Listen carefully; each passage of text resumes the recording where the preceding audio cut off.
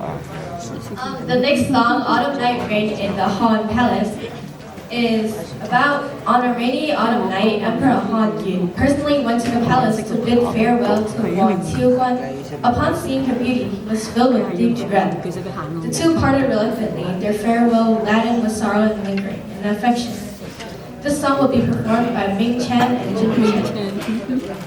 下一首咧係漢宮秋夜雨啊，講述咗漢堯帝喺秋夜雨裏邊親自去到宮裏邊同王昭君告別，見到昭君嘅美貌之後咧，後悔到不得了，兩人依依惜別嘅情景，由陳明同埋吳姜雄合唱，有請兩位。佢好似個女讀飯。